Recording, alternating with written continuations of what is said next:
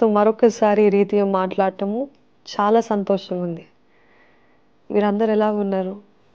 మీ జీవితం ఎలాగుందో ఒక కామెంట్ రూపంలో తెలియచేయండి. ఈరోజు మీతోటి ఒక చిన్న మాట పంచుకోవాలని ఆశపడుతున్నాను. మనం ఎన్నోసార్లు మన తలంపులతో పోరాడుతూ ఉంటాం. మన సొంత ఊహలపైన ఆధారపడి దాని తగ్గట్టు స్పందిస్తూ ఉంటాం. కొన్నిసార్లు ఆ విషయాలు లేకపోతే చేదైన ఆలోచనలు, పాపాల గురించి ధ్యానిస్తూ ఇంక ఎటువంటి నిర్ణయానికి వస్తామంటే ఏదేమైనా ఎటువంటి పరిణామాలైనా ఇది చేయాల్సిందే అని అనుకుంటాం. అది తొందరగా జరగాలి, ఇప్పుడే జరగాలంటాం. కానీ ఇక్కడే సమస్య ప్రారంభించబడుతుంది. మొండివారిగా మారుతాం. ఎప్పుడైతే క్రీస్తుని నమ్మి రక్షించబడతామో అప్పుడే దేవుడు మనల్ని పరిశుద్ధాత్మతో ముద్రించాడు. పరిశుద్ధాత్ముడు ఎప్పుడు కూడా మనల్ని క్రీస్తుకి దగ్గరగా నడిపిస్తాడు. ఎప్పుడు కూడా సరి ఏంటి, తప్పేంటి అని బయలుపరుస్తూ ఉంటాడు.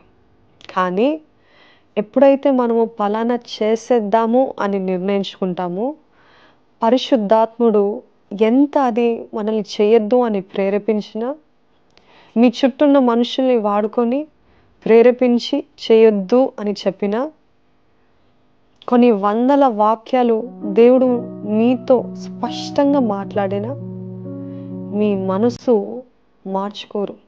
ఎందుకంటే పరిశుద్ధాత్మ ప్రేరేపణకి మొద్దుబారిపోతాం. మొండితనము అనే ఆత్మకి లోబడిపోతూ ఉంటాం. మొండితనము చాలా ప్రమాదకరమైనది. అది గర్వం నుండి మొలిచింది. ఎలాగ తెలుస్తుందంటే నేనేం చేస్తున్నానో నాకు తెలుసు, నీకంటే ఎక్కువ నాకు తెలుసు.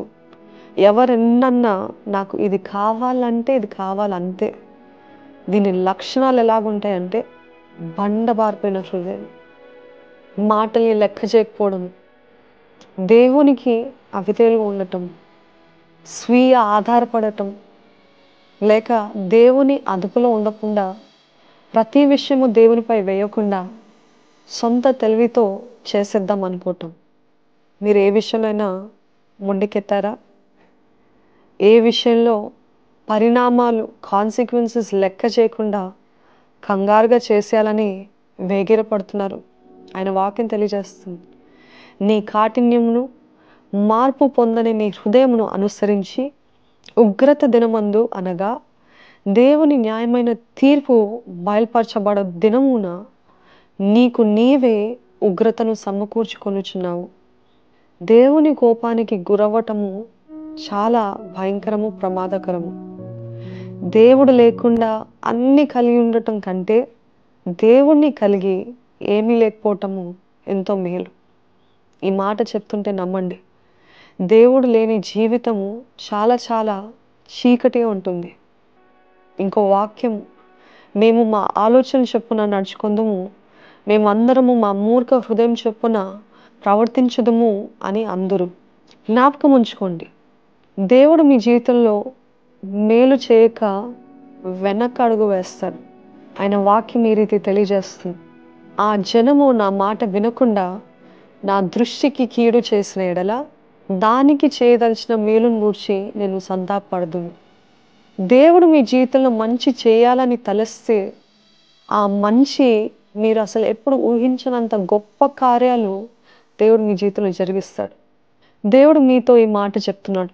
మీరందరూ మీ మీ దుష్ట మార్గమును విడిచి మీ మార్గములను, మీ క్రియలను చక్కపరచుకొనుడి. గుర్తుంచుకోండి, ఏ పెద్ద నిర్ణయం తీసుకోకముందు మీ ఆలోచనల పైన, మీ భావోద్వేగాల పైన, ఎమోషన్స్ పైన ఆధారపడక, శరీర స్పందనలు కాక వేచి ఉండండి. జాగ్రత్తగా ఆలోచించండి. దేవుని వెతకండి. ఎప్పుడు కూడా దేవుడు ఏది చెప్తున్నాడు, ఏది చేయమంటున్నాడో అది చేయటానికి వేగిరపడండి. ఎందుకంటే ఆయన వాక్యం తెలియజేస్తుంది, ఏదనగా నా మాటలు మీరు అంగీకరించిన ఎడల నేను మీకు దేవుడనై ఉందును, మీరు నాకు జనులై ఉందరు. మీకు క్షేమము కలుగునట్లు నేను మీకు ఆజ్ఞాపించుచున్న మార్గం అంతటి అందు మీరు నడుచుకొనుడి. నిజముగా ఆయనకు లోపడితే, దేవునికి లోపడితే మీ జీవితంలో అంతా సరి అగును. దేవుడు మిమ్మల్ని దీవించును.